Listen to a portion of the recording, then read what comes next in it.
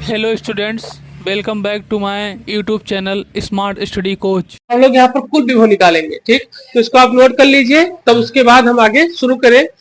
कुल विभव निकालेंगे यानी कि बी टोटल निकालेंगे। तो आपका आएगा B1 प्लस B2 हो जाएगा। B1 की वैल्यू आई थी प्लस एप्सिलॉन नॉट R1। ठीक, इसी तरीके से minus 1/4 pi epsilon not Q/R2। ठीक है, ये तो यहाँ पर हम लोग क्या करेंगे, इसमें कुछ चीज कॉमन कर लेंगे। कैसे, देखिए, जैसे यहाँ पर हो जाएगा 1/4 पाई एप्सिलॉन नॉट कॉमन करेंगे, साथ साथ इंटू क्यू भी। तो अब यहाँ पर हम लोग इसको क्या करेंगे, बाहर निकालेंगे। ठीक है, तो ये क्यू जब बाहर जाएगा आपका बाहर, ठीक है, तो ये हो जाएगा 1/R1 माइनस 1/R2। तो अब इसको हल करेंगे तो ये क्या हो जाएगा, 1/4 pi epsilon naught Q R1 minus R2 into R2 हो जाएगा। ठीक है, ये आपका इक्वेशन नंबर, यहाँ से R1 कटेगा तो ये आपका R2 होगा, और यहाँ से कटेगा तो ये R1 होगा। ठीक, एलसीएम लेंगे जब, तो R1 से R1 कैंसिल होगा, तो बचेगा क्या, R2, तो R2 हो जाएगा। उसी तरीके से R2 से कैंसिल होगा तो क्या बचेगा, R1। ठीक, तो ये हो गया। अब चलिए आगे बढ़ते हुए, तो यहाँ पर ये आपका B निकल कर आ गया, यानी कुल विभव निकल कर आ गया है, कुल विद्युत विभव। अब इसके बाद हम लोग R1 और R2 की अब गणना करना शुरू करेंगे। ठीक है, और जो कि काफी विस्तृत होगा। तो चलिए शुरू करते हैं फिर आगे। तो ये आपका आवेश आ गया, पूरा टोटल विभव निकल कर गया, विद्युत विभव। अब इसके बाद हम लोग R1 और R2 की क्या करेंगे, गणना शुरू करेंगे। ठीक है, R1 व R2 की गणना। पता नहीं कितना धोखा हो जाता है हमारे। बताओ, सजीव तो सजीव निर्जीव वस्तु धोखा दे रहे हैं। तो देखो, चलो यहाँ शुरू करेंगे आगे, R1 और R2 की गणना करेंगे। ठीक, चलिए। तो शुरू में आपने देखा था, इसमें क्या देखा था उसको हम बता रहे हैं। देखा था यहाँ पर हम लोगों ने शुरू में कि बिंदु ए से बिंदु O पर रेखा पर क्या चीज, बिंदु B से भी एक रेखा गई है। कहां के लिए गई है, OP के लिए। और इस पे लंब कौन सा है, BN है कि नहीं, BN दिख नहीं रहा है, BN, N बाहर निकला हुआ है। तो अब फिर देखेंगे इसके बाद, इसके आवेशों की मध्य दूरी है आपके 2L। मध्य दूरी जो है आवेशों के 2L है। ठीक है, और जब एक 2L है तो इसको त्रिज्या के हिसाब से 2L R के रूप में दिया गया है। ठीक है, 2L किसके रूप में, R के रूप में दिया गया है। अब इसको हम लोग क्या करेंगे, सिद्ध करेंगे, उसको क्या करेंगे, समझेंगे। चलिए, तो ये इतनी चीजें दी गई हैं, अब इसके बाद हम लोग आगे समझेंगे। कोई यहां तक समस्या, ये सब चीजें आपके उसमें डायग्राम में, चित्र में दिया गया है, सब सारी चीजें दी गई। अब इसके बाद हम लोग इस पे क्या करेंगे, कुछ एक्सपेरिमेंट करेंगे, कुछ देखेंगे कौन से त्रिभुज कौन से स्थित है, कौन से चलायमान है, कौन से किस तरीके से।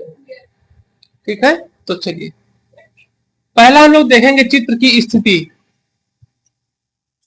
स्थिति में जब देखेंगे हम लोग, ठीक है, तो स्थिति में आपको सबसे पहले से क्या बताया गया है कि एपी जो है आपका, ठीक है, एपी, ठीक है, ये लगभग सर्वांगसम है एमपी के। एपी जी है वो लगभग सर्वांगसम है एमपी के। और इसी तरीके से आपका जो बीपी है, कौन सा, वो बीपी का है, बीपी है, बीएन नहीं, बीपी है। तो ये एपी लगभग सर्वांगसम है एमपी के, और उसी तरीके से बीपी जो है वो भी लगभग सर्वांगसम है किसके, एनपी के। ठीक है, लगभग सर्वांगसम, क्योंकि यहाँ पे थोड़ी जो है ये बीएन की जो लाइन है हल्का बाहर निकली हुई है, तो इसीलिए उसको लगभग सर्वांगसम बताया गया है। ठीक है, तो अब हम लोग इस पे सिद्ध करना शुरू करेंगे। पहले चित्र एओएम में, त्रिभुज एओ एम में, ठीक है। त्रिभुज ए ओ एम में हम लोग क्या सिद्ध करेंगे, देखेंगे इसमें ओ एम बराबर है ए कॉस थीटा के। चित्र एक तो गायब हो गया इसीलिए मिटा नहीं रहे थे, बराबर एल कॉस थीटा, ठीक। इसी तरीके से फिर ओ एन बराबर है ओ बी कॉस थीटा,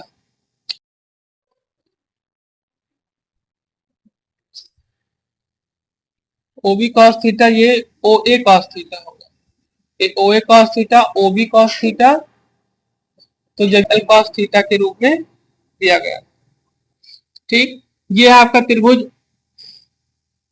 ए ओ एम, और ये होगा त्रिभुज आपका, कौन सा त्रिभुज बन रहा है नीचे और देखिए, हाँ बी ओ एन, कौन सा होगा बी ओ एन, ठीक। तो ये दोनों त्रिभुज में क्या करेगा, इस तरीके की स्थिति बताई गई है। एक बार इसको फिर से समझेंगे, फिर सभी की दूरी को रखेंगे, मतलब जो वैल्यू दी गई है, ठीक।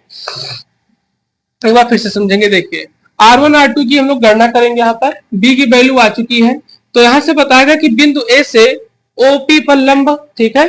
उसी तरीके से OP लंब है किस पर, AM पर। उसी तरीके से B से OP लंब है किस पर, BN पर, ठीक। फिर आगे मध्य दूरी दी गई है आपकी 2L, जो दोनों की मध्य दूरी दी गई है प्लस क्यू आवेश और माइनस क्यू आवेश के लिए 2L दी गई है। अब यहाँ बताया जाता है कि जो 2L है वो वार के बहुत नजदीक पाया जा रहा है, ठीक है। 2L के बहुत नजदीक पाया जा रहा है, तो इसके कारण उसकी स्थिति में कुछ और स्थिति में परिवर्तन को देखा जा रहा है कि जो आपका एपी है वो लगभग किसके बराबर में दिया गया है, एमपी के, ठीक। उसी तरीके से आपका जो बीपी है लगभग किसके समांतर में बराबर दिया गया है, एनपी के, एनपी के। बीपी किसके बराबर दिया गया है, एनपी के, ठीक है। तो जो ये बराबर दिया गया, तो हम लोगों ने त्रिभुज यहाँ पे जो दिया गया था, कौन सा त्रिभुज दिया गया, पहले हम लोग देखे हैं एओएम। तो एओएम जो हम लोग देख रहे हैं त्रिभुज, तो आप ध्यान से देखिए इसको, ए ओएम को देखिए, तो इसमें आपको प्लस क्यू आवेश दिया गया है, एल उसकी दूरी दी गई है, और थीटा दिया गया है कि नहीं है, थीटा दिया गया है। तो यहाँ पर अब आपका पहले ओएम हो गया, ठीक है। जो आप फिगर में देखेंगे तो इसमें आपका क्या हो गया, पहले ओएम, और ओएम पर आप देखिए जब ओयो को लिया गया है, ओ ए को, तो यहाँ पे आपका कास थीटा लिया गया है, ठीक है। और उसकी जो दूरी दी गई है लंबाई की, वो कितनी है, एल कॉस थीटा। उसी तरीके से ओएन दिया गया है, ओएन आपका कितना है, वो भी कॉस थीटा के रूप में, और वो भी आपका क्या लिया गया है, एल कॉस थीटा। क्योंकि ऊपर दूरी जो दी गई है, जिससे जो यहाँ पे लाइन बनी हुई है आप देख रहे होंगे, यहाँ पर जो लाइन बनी है, यहाँ पर एल दूरी दी गई है, यहाँ पर एल दूरी दी गई है, बीच में यहाँ पे एंगल बन रहा है, यहाँ थीटा बन रहा है, यहाँ थीटा बन रहा है। इसी तरीके तो ये आपका एल कॉस थीटा, ये एल कॉस थीटा, ये एल कॉस थीटा का त्रिभुज बीएन बना रहा है, एल कॉस थीटा ये एओम बना रहा है। तो यहाँ पे आपका ओएम, ओए आपका cos theta, L cos theta हो गया, और ओएन, ओ भी आपका क्या हो गया, एल कॉस थीटा, यानी कि त्रिभुज बीओएन के रूप में क्या कर रहा है, ये कार्य करता है, ठीक। अब इसके आगे हम लोग इसको फिर ड्राइव करेंगे, नोट कर लीजिए, फिर आगे बताएं।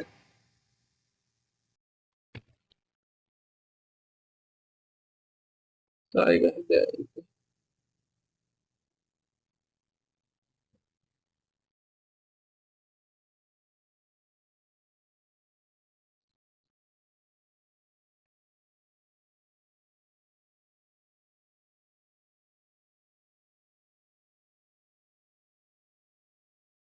नमस्ते।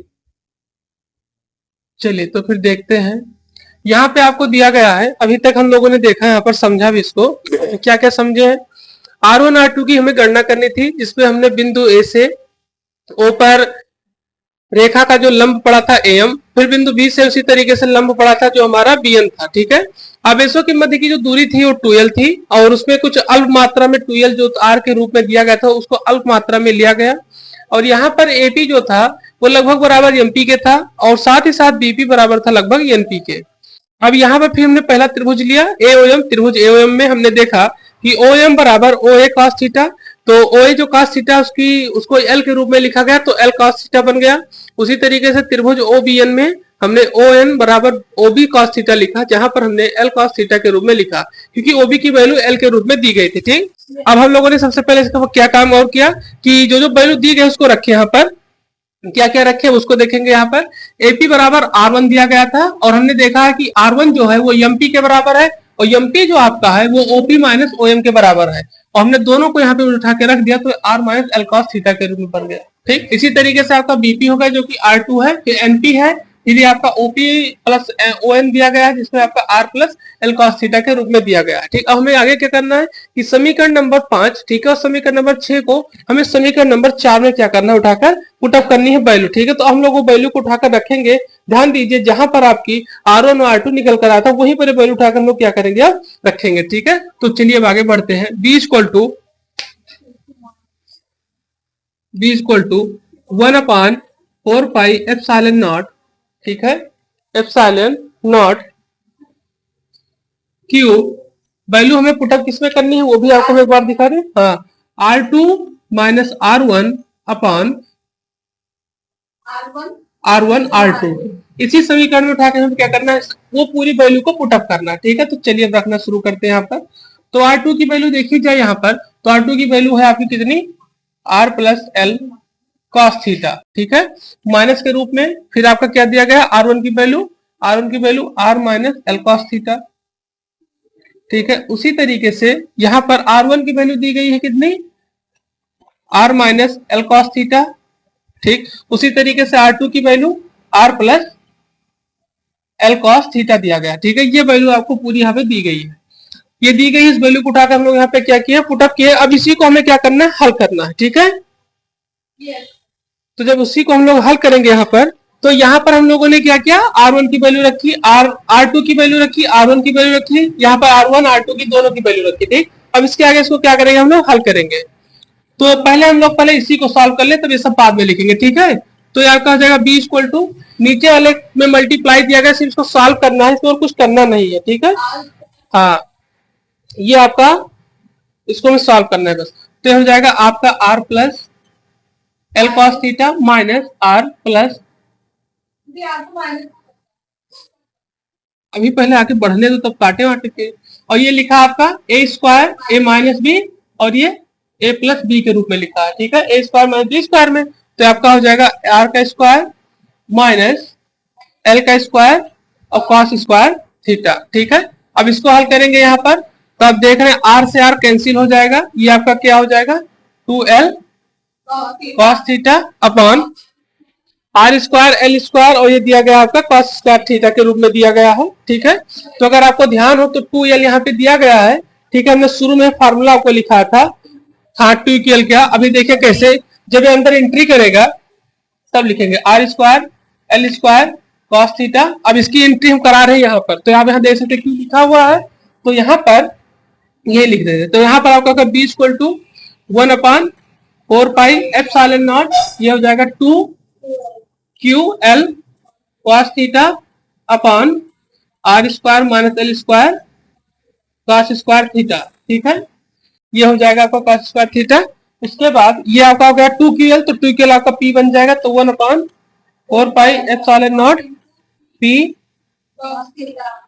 Upon R square minus L square cos square theta. ठीक है, इस रूप में आपका b की वैल्यू यहाँ पे आ जाएगी। ठीक है, 1/4 पाई p कॉस थीटा। अब इसको हम लोग थोड़ा और आगे बढ़ाएंगे, तो इसको आप पहले नोट कर लीजिए, फिर उसके बाद हम क्या करते हैं, इसको और आगे बढ़ाते हैं।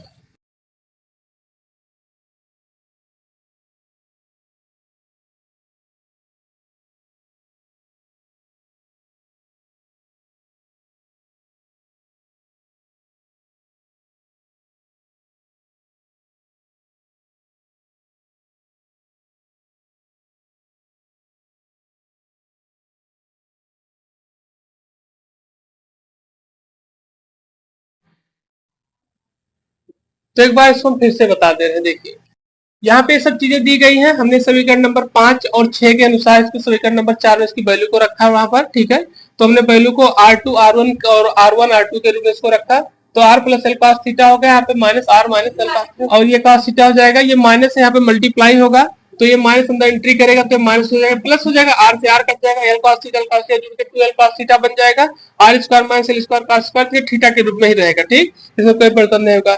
अब ये q अंदर एंट्री करेगा तो 2ql हो जाएगा। हमें पता है कि p इक्वल टू फार्मूला होता है 2ql का, यानी कि ये क्या कौन सा फार्मूला, ये है विद्युत द्विध्रुव आघूर्ण का फार्मूला। ठीक है, द्विध्रुव आघूर्ण का फार्मूला पे हो जाएगा, तो हो जाएगा 1/4 p cos थीटा अपन r स्क्वायर प्लस स्क्वायर। अब आगे इसको हम क्या करेंगे, हल करेंगे, तो हमारा नया फार्मूला बनकर आएगा।